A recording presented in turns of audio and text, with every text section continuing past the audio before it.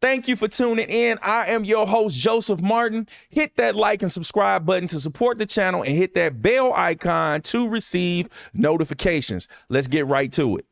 The WNBA has just started its 29th season, and I want to congratulate the league and the players on that. Here is WNBA's rising star and 2024 All-Star Angel Reese as being quoted for saying, "We should be getting paid like the NBA players." Okay? This is what she was quoted as saying, supposedly. So I tried looking into where this came from, fact-checked it, and it failed. Okay? So this is misinformation. This is not a direct quote of hers. But this doesn't mean that it's not people out here who don't think that the women who play professional basketball shouldn't be receiving similar salaries as the men who play it. So let's take a look at Angel Reese having a conversation with fellow WNBA star DiJonai Carrington about the WNBA players deserving higher pay. Y'all gotta pay y'all dues. Yeah. We all did it. Yeah, the CBA is She coming. don't want to hear that. Girl, y'all benefited from everything. Y'all youngins benefited from NIL. What does that mean? We deserve more. Of course, Everybody. I agree. Everybody. I agree with that. But we gotta get things consequences. Damn, we gotta get it up. Y'all gotta like, do y'all. something. Y'all gotta do something. But the women coming in, not this year, but next Pocket year. watching. Or She the pocket ones watching. coming in this year will still be on the rookie contract again. Mm-hmm. The ones that the year after, they gonna get more. They probably gonna be making more than us. No, they are. I'm They hurt. are. Like, yeah. I've been in the meetings. They are. I need to get in the. I need to get in the field. You need to come to the I meeting. gotta get in the meetings because I'm hearing like, yeah, they don't give a. Okay, hold up. Miss Carrington, she be on it. If you notice, she said, "I go to the meetings." She knows what's going on. She's involved. And Angel Reese, she's just going by what people tell her. She found out what was going on because she just told her. But she told her where she was getting the information from. She's actually going to the meetings. Now she's saying she need to go. How you want to get paid more money and you're not even making sure you go to the meetings? Miss Carrington, she own it. She's not just playing basketball. About what she make her money off of, she's educated. Let's get back to it. Let's see. If y'all don't give us what we want, like, we sit out. That's a possibility for real. Yeah. It was kind of a possibility on the last one, but like now I feel It's like like, just with the leverage I that heard, yeah. we have right now, and it's just a time that women's basketball is going crazy. They're really, yeah. It's gonna be a time next year. Ooh, So I'm excited. but we deserve it. I'm excited. All right, so now we've heard from some of the WNBA players, and we are going to look at this argument based on people that believe that the women's pay in WNBA is based on sexism. People that believe that. We're going to visually look at this argument. I'm telling you guys, I'm an advocate for critical thinking, and I'm an advocate for reading. So we're going to get a visual of this argument because some people suffer from a lack of imagination. So I'm going to take that excuse right off the table. The professional basketball is equal. So the way it's presented, men and women are the only differences. So we're comparing this and we're saying, hey, the pay must be done based off of the gender. This must be causing the discrepancy. Why? Because this is the only difference we see. It's both professional basketball. So since it's both professional basketball, this has to be sexism. Because they're looking at the argument from the angle of gender. Gender is the only difference. So if gender is the only difference we looking at, this must mean this is some type of discrimination. This is due to sexism. This is why the women don't get paid right. Sexism. Okay? We need to know how to think critically. So one of the things is, are we even looking at the right thing? Is gender the only difference between professional basketball for men and professional basketball for women? And immediately, I'm going to tell you emphatically, the answer is no. Why? Because they're two different businesses. The NBA and the WNBA is what we need to compare. Not the genders. We need to compare the business. These are two different businesses. The WNBA players don't work for the NBA. The NBA players don't work for the WNBA. These are two different businesses. So now that we focused on the right thing, this is what this looks like. This looks like you comparing Amazon to Temu. These two different businesses. Yes, they're both online marketplaces. Absolutely. The same way we were looking at the other analogy or the other argument from they're both professional basketball. Yes, these are both online marketplaces, but clearly we understand, hey, these two different businesses. This is Amazon and this is Temu. We're comparing businesses. That's what we're looking at. So once you look at the WNBA and the NBA from a business standpoint, in order for you to be able to understand the differences within business, you need to understand business. Okay, so earlier in this video, the interview with Angel Reese and DiJonai Carrington, and I have a link to that full interview down in the description, Angel Reese admitted she was pocket watching. She went online and she found out how much Ms. Carrington was getting paid, okay? Now, I can't speak for Angel Reese as far as like saying she doesn't understand how money works. That wouldn't be fair to her. I don't know that. But I do know this. Most people that don't understand how money works, when they pocket watch, they're only paying attention to what's going in somebody's pockets. They're only paying attention to the money that's going in the pocket. They not paying attention to the money going out. They see somebody with a nice car. They like, oh man, he got money or she got money. They got a boat. They got money. They got a nice house. They got money. They got cars. They got jewelry. They have these material things, clothes, shoes, purses, wallets, you just name it. Those material things cost money. So that's money going out. That's not money coming in. That's money going out. And look what I done did. I done switched cameras trying to be sweet, and I ain't got my background set up. This don't make me feel right. Let me get my lights back going. Okay, there we go. So when people that don't understand how money work, when they pocket watch, they're only paying attention to the money that they think or believe is going in somebody's pockets or in somebody's purse or in somebody's wallet or in somebody's bank account, wherever they putting their money at, okay? But that's not how business works. And business doesn't refer to everything that's dealing with money as money. Okay, when you look at a business and when you understand business, you know that paying attention to how much goes out is just as important as paying attention to how much comes in. You don't look at one without the other. You need to look at both. They don't refer to everything as money. They refer to it as what that money does. What's the job of that money? So money that comes into a business, that's referred to as revenue. Okay? Money that goes out of a business, that's referred to as expenses. Money that goes out, expenses. Think of EX. Think of the EX and expenses as exit. Think of in, revenue. We're going to look at that as return. When the money comes back to you, revenue. We want the money coming in. The money that goes out, exit, that's expenses. Okay. So now let's look at the WNBA. The WNBA, we're going to use this for an example, and we're going to use small numbers because I know that there's some people out here that feel like they're bad at math. All that means is you know you need to work on it. That's what that means. We're going to keep this simple. revenue. Let's say the WNBA makes $5.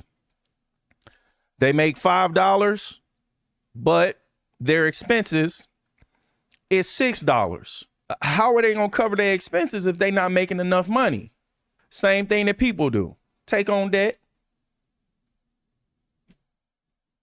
Is debt good or bad? We'll get to that. In this case, we're going to call it red, as bad in the context of you had to cover your expenses using debt because you couldn't cover it with your revenue. That's how we seeing it as bad, okay? So because it's coming in or going out, that's when we're going to use the positive and negative symbols. So let me show you what that looks like. Expenses is going out, so that's negative. Debt or the loan money is coming in, so we're going to put a plus there. And let's put the plus next to the revenue. So what this looks like when we do the math is revenue plus the debt equals $6. And now that $6 is going right out the door in expenses, right? And now that business has broken even, right? Wrong. The business didn't break even. Why? Because it covered its expenses using debt. So now that debt, that dollar that they borrowed becomes a future expense because they got to pay that dollar back. That's how businesses that don't make money or doesn't generate profits stays in business. Now that you know that and you understand that, let's revisit, okay, what we were looking at when we were comparing the two businesses. When people think about the NBA and the WNBA, this is something that they don't know. One of these businesses are not profitable. And I'll give you a hint. It's not the NBA. It's not the NBA. The NBA is insanely profitable. Okay. The WNBA has had 28 seasons. And they have not been able to turn a profit as a business. One of the major issues that the WNBA will be faced with is that they would have to take on debt to pay the players more money. They would have to take on more debt. Now, if they take on more debt, this means that the business would lose more and more and more money. And eventually they go out of business and then nobody would get paid because that's what's coming. And taking on debt to pay salaries is bad debt. There's nothing good about it. Why? Because that's telling you that your business employees that you're paying salaries for are not generating enough revenue to justify their salaries. They're not, I'm going to say that again. They're not generating enough revenue to cover or justify their salaries. And you know the first thing that businesses do to cut expenses? They lay people off. They lay off employees. That's the quickest way to cut costs, to reduce expenses. It's the same concept when you're managing your personal expenses. The fastest way to increase your income is to reduce your expenses. So this is the part of the argument that they don't bring up. So this is the $1 million question, guys. Why isn't the WNBA generating enough revenue to cover its expenses and become profitable? They're in their 29th season. They haven't figured this out yet. This is the problem. Gender doesn't have anything to do with it. So now we're going to take gender out of the equation. We need to find out why professional sports that involve only men don't get paid the same. Because that fact alone proves that there are differences in pay even when gender isn't a factor. Here's a funny story for you. I discovered what you think or assume pay should be based on is not what it's based on. Out of 4 men's sports, baseball, basketball, football, and hockey, which one has the highest ratings and most expensive tickets on average for the final game in their playoffs or series? Football. And even people who aren't in the sports know about the Super Bowl. Out of those 4 sports, which one do you think has the highest risk of serious injuries? Serious injuries involve the head, the neck, and the spine, okay? Football. Which sport on average sees its players spend the least amount of time in their professional careers? Football. And the average professional football career is 3 years. Guys, I love numbers. Why? Because numbers don't lie. That's what we look at on this channel, okay? We look at numbers. Can you guess which sport has the highest paid player based on their annual salary? Here's a clue. It ain't football. It's baseball. Shohei Ohtani for the Los Angeles Dodgers is the highest paid player in baseball. So out of those 4 sports, the highest paid player is a baseball player. Here's another lesson I learned from the brilliant economist and author Thomas Sowell. Data can be misrepresented to create false narratives. Therefore, it's very crucial to understand what data is collected, what questions are being asked, and who is being asked. Here's an example to illustrate this point. On average, which one of these sports pays its players the highest average salary? Basketball. But the highest paid player is in baseball. So depending on how I want you to look at something, I could just show you the highest paid player and make you think that the highest average salary is based on that if you ain't paying attention to what I'm actually saying. So I'm giving it to you and explaining to you these tricks that they use, because they use these tricks everywhere. They use them in politics. They use them in sports. And it makes the silliest arguments if you can actually pay attention to what somebody is saying or what somebody isn't saying. You got to pay attention to both. But the highest salary average of players is in basketball. Now, I thought before I learned about business that football players got paid the most money because they run the highest risk of serious injury. After comparing their salaries, you can clearly see that basketball players on average get paid more. Data also indicates that the NFL is more popular than baseball in the United States based on 3 key metrics: fan base, viewership ratings, and betting interest. So if we look at it from the high risk of serious injury perspective, why in the world does baseball, a sport where the players rarely come in contact with the opposing team, get paid a higher average salary than football? Because the MLB, Major League Baseball, has more opportunities for the sport and the teams to earn money because they play more games. Baseball teams play 162 games in a season, while football teams only play 17. This includes, but is not limited to, ticket sales, concessions, broadcasting rights, sponsorships, and ad revenue. This is why I believe that on average, football tickets are more expensive compared to baseball, because NFL teams need to get as much money as they can per game due to their limited schedules. Based on my research, when gender isn't a factor and the focus is on the business and the revenue generated by the players, this has an effect on their salaries. Now let's look at the WNBA as a business. The WNBA was founded in 1996 and they played their first season in 1997. So this year is their 29th season. People assume because of ticket sales and from being on TV that the WNBA has money. They making money, okay? But we discussed that. It's the difference between revenue and being profitable. A business earning money means that a business is earning money. It doesn't mean that the business is earning enough money. The WNBA is a private company. So as the public, we can't look at their financial records for ourselves.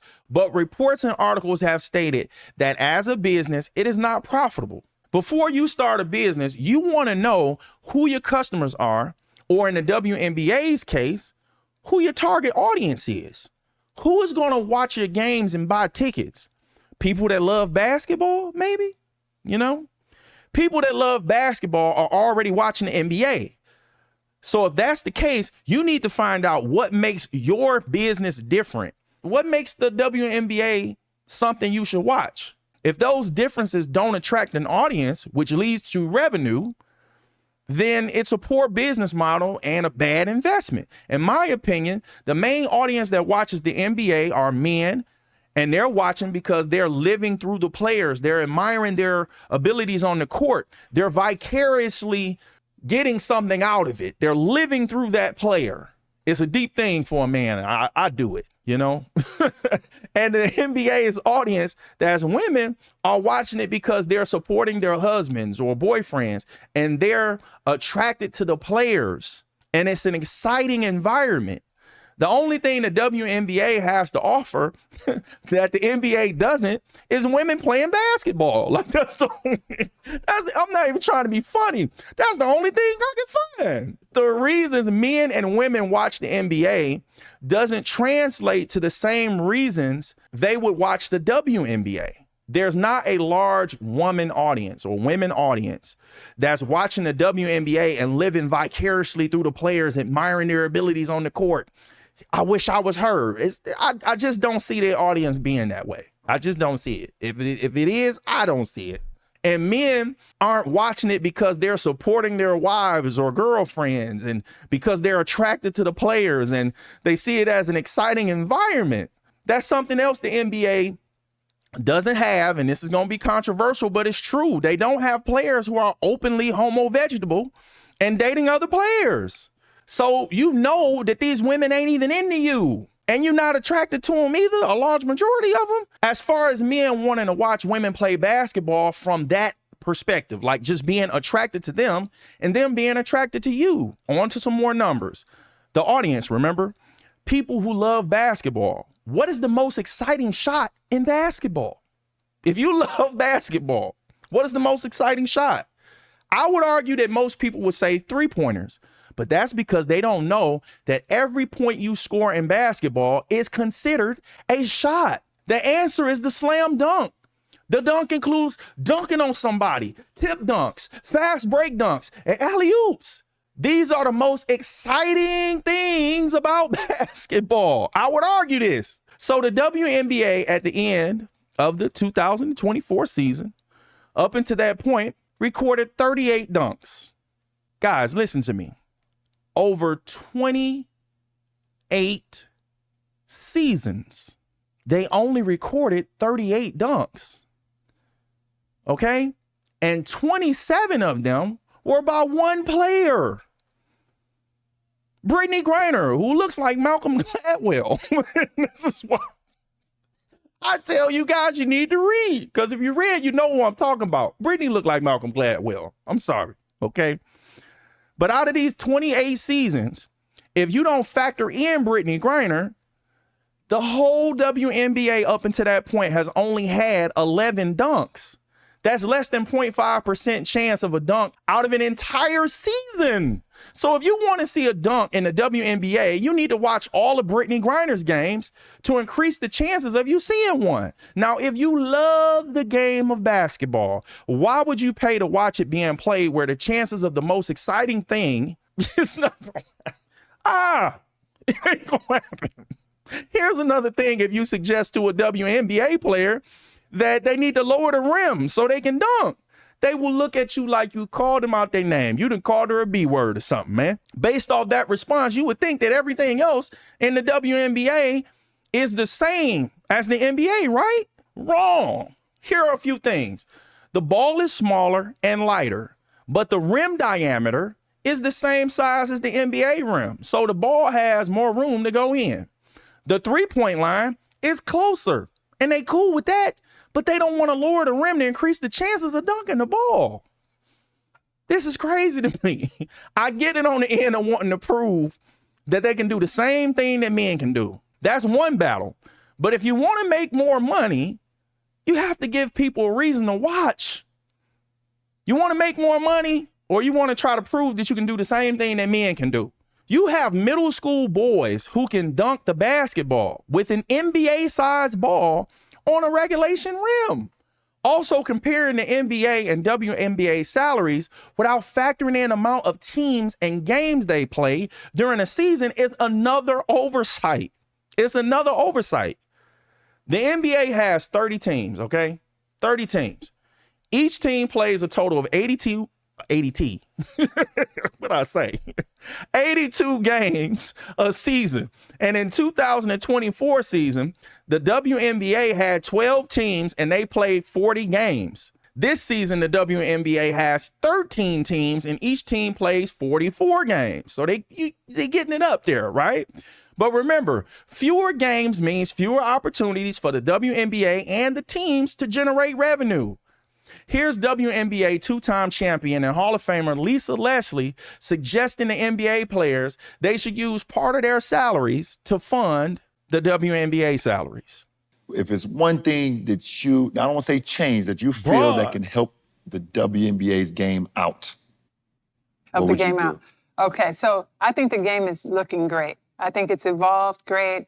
I believe that player for player, players are more talented, faster. You can see they're getting that individual training, ball handling skills, shooting. The game is phenomenal. I thought they're playing at a high level. I'm very proud of them. I support the WNBA still. I will always, obviously we'd love to have Brittany back home. By the way, this was about 2 years ago. Shout out BG. Shout out to BG. She's never, Brittany far Griner, from our thoughts. the one that did all the dunks. WNBA is rocking. What could we have more? I just think, from a salary standpoint, it'd be great for the women to be able to make more money. It's a lot of work. It's a lot of hard work. I think I saw something that said, one player that makes maybe $12 million on an NBA team could cover the whole WNBA salary. Yeah, that's insane. So that's kind of crazy. And again, we're what, 26 years young, so it's not like we're comparing ourselves to the NBA, but I do feel like the pay gap would be something that, we could just take a donation around the NBA maybe one night y'all don't go to the casino. I have something on this, though. Because it pisses me off. It pisses me off because I don't think there's anyone in America that supports the WNBA more than NBA players. 100%. The NBA players support the WNBA the most. More than we probably support the NBA. And it bothers me. You shouldn't be bothered because the WNBA players, I can tell you 100%, and we had a meeting for our 25th anniversary. We're do Zooms with the veteran, the legends of the league or whatever, and just talking about it. And I told them on that call, the number one supporter that we have, you guys never focus on, and that is the NBA players. When LeBron wore that orange hoodie, I told them that hoodie was just sitting there with the logo on it. When he wore that hoodie, it went viral. And I explained to them. We went through rings to get that shit down to the bubble, though. And what? Yeah, they would not send us those hoodies. Yeah, really? But I explained to them. I said, you guys don't even use our number one allies that have supported us from day one are the NBA players. I said they tweet, they follow us, they come to our games. We don't highlight them. They are our number one ally. They have the most followers. You guys are targeting the wrong people. It was definitely a damn moment when I heard some of the uppers at the WNBA office. Yeah. You spoke to them yourself? No, I didn't. This heard from a credible source, and they said that when we come to the games, they try not to put us on the telecast as much because they want it to be shown as a WNBA game. They want the girls to be shown, and they don't want to show us on TV as much. Terrible idea. I disagree with that. What was the response? I disagree with that. When you said this to the... Because they've changed that. I ain't even see this. That. Why wouldn't you highlight the fact that Draymond Green, if you come and watch a Sparks game, or LeBron James obviously watch anybody's game, you know what I'm saying? It's saying that you took the time. Listen, this is nuts, okay? That statement right there, in my opinion, shows that whoever's running the WNBA, I got to take this off one of my ears because hearing yourself twice is nuts. Matter of fact, I'm just going to take this off so I don't go crazy. That's bad marketing. Not to show other men supporting the WNBA and recognizing your audience. Like, oh, LeBron watching the WNBA? Oh, Draymond watching the WNBA? Oh, they going to the games? And you idolizing them or you look up to them and they're not even showing that they're at the games. That gives the appearance that the NBA players don't support the WNBA players. This is crazy. So part of it is not, from what I'm seeing right here, part of the WNBA's issue is not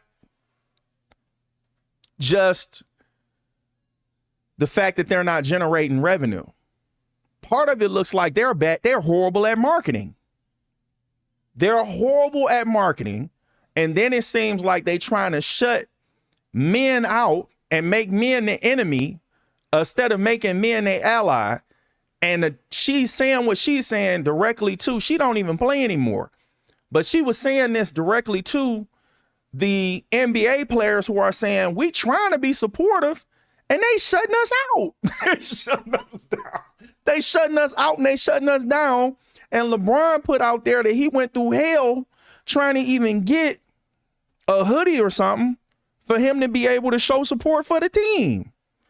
So, what? This is bananas, man. This is bananas.